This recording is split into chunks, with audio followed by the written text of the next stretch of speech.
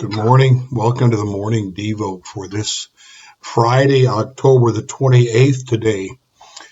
Today's devotion is a reminder to us that we need to never forget. The pleasure of sin is short-lived. Pleasure of sin is short-lived. Faith enables the soul to recognize not only the nature of sin, void of all true pleasure, but also the temporal quality of its frivolous elation. Faith persuades us not to give up God's sure mercies for Satan's passing thrills. This persuasion makes Moses run from the entrenchments of the Egyptian court into the fire of affliction because he knows them for what they are, just pleasures for a season. Hebrews 11:25. If you saw a man jump from a ship into the sea, at first you might think him insane, but later, if you saw him standing on the shore and the ship swallowed up by the waves, you would know he made the right choice. Faith sees the world and all the stimulus of sin sinking. There is a leak in them which the wisdom of man cannot repair. Now, is it not better to swim by faith through an ocean of trouble and get safely to heaven than to sit in the lap of sinful pleasures until we drown in hell's gulf? Sin's enjoyment cannot last long because it is not natural. Whatever is not natural soon decays.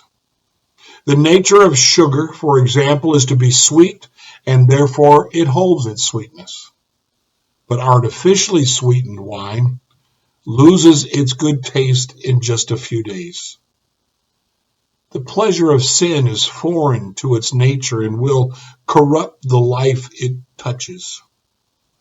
None of the sweetness which now satisfies sinners will be tasted in hell.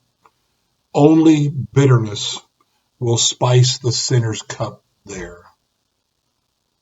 Another reason sin's exhilaration must be short-lived is that life itself does not last long, and they both end together. Many times the pleasure of sin dies before the man dies. Sinners live to bury their worldly joy. The worm breathes in their conscience before it breathes in their flesh by death. But be sure the advantages of sin never survive this world.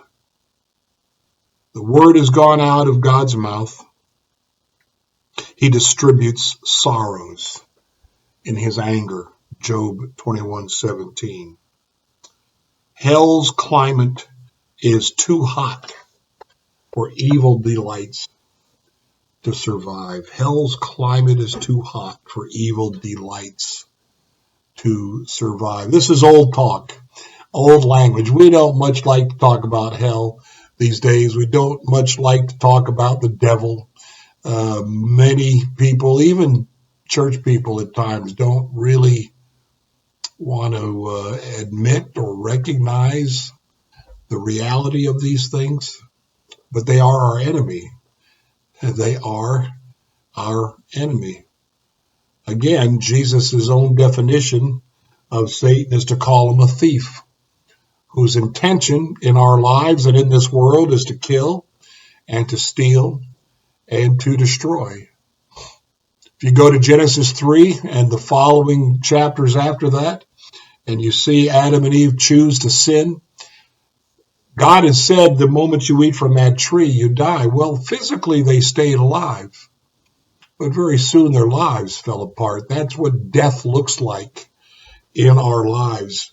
The tendency to lie and protect oneself and to become jealous, even between brothers when one kills the other. All kinds of things grow negatively out of sin. And while it itself may not last long, the effects do. We see that as well in David's life when he didn't go out to battle as kings do in those days. Instead, he stayed home for some reason. And while staying home and not being where he should have been, doing what he should have been doing, is when he laid eyes on Bathsheba taking a bath. And while that sin itself only lasted for a night, yet its repercussions lasted a lifetime and spread out to hurt the kingdom of Israel as well. So blessings to you today. Make sure we're making the right choices. That's part of our walk of faith. Blessings. Fight the good fight.